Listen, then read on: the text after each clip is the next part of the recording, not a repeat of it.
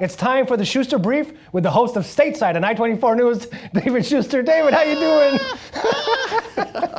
You've heard enough of Fire and Fury. We're back and it's time for the Spin Room Countdown. 5 moments that either made me giggle, raise an eyebrow in disbelief, or sigh in despair. I just want to make clear, when you do annex and when there's Israeli sovereignty all over between the river and the sea, will those millions of Palestinians in the West Bank be allowed to vote to the Knesset, to the Israeli parliamentary, and will they be allowed to be elected, for example, to be prime minister?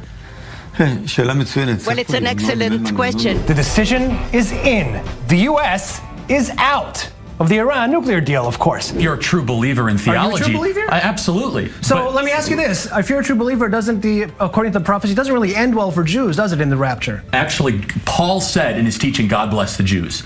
13 times the New Testament. That's not what I asked. No, what do I believe is going to happen to Jews? I don't know. It's not clear. I want to hear about those similarities between, the Jewish and Palestinian psyche. Give me some more examples of the similarities between these two. I mean, no Christmas, no bacon, all of the good stuff. We don't get them. It's so sad. Could we see a unity government, do you think, in any circumstance, or is that just wishful thinking?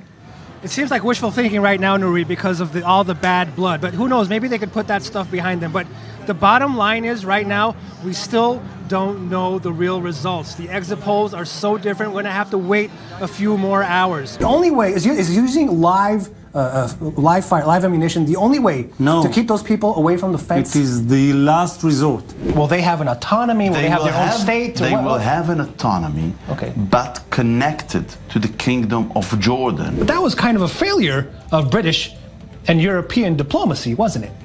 What, the deal or the fact the US... The fact that you didn't manage to convince Donald Trump to stay. Clearly, we've been very clear, the European members of that deal, that we thought that was a good deal to do what its limited aims were. When you say that you've been defending Israel for so many years, is Israel more difficult to defend since last week? Yes. Israel is really a state that I would like all those supporters of BDS to know Israel better. So why shouldn't they come? They should come. You want them more? You want more BDS supporters in Israel? If they want to damage Israel, they can do it elsewhere. Is Benjamin Netanyahu risking too much by aligning himself so closely to the Republican Party? Well, I think we used to continue our prime minister in everything. Maria, thank you so much for joining me today on the Spin Room. I want to start, first off, from one journalist to another with congratulating you on this very significant honor and ask, how did you feel when you received the call from Time Magazine? I didn't get a call. I found out from Twitter. The U.S. recognizing Israeli sovereignty over the Golan Heights, is that a good idea or a bad idea?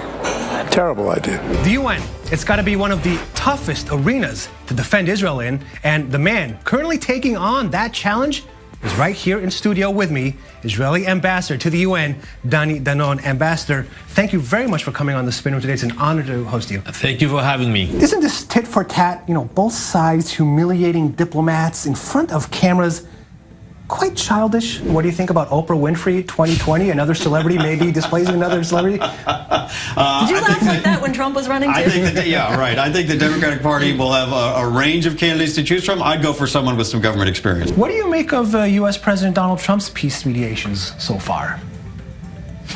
You're laughing at that. Do you have another question for me? Let's skip it. Do you have any concerns about the mental health of the President of the United States? Well, from what I know and what I've seen, I don't have concerns about his mental health, no. When you say that the occupation is immoral, Micha, isn't anything less than full civil rights to Palestinians also immoral? Let me say two things.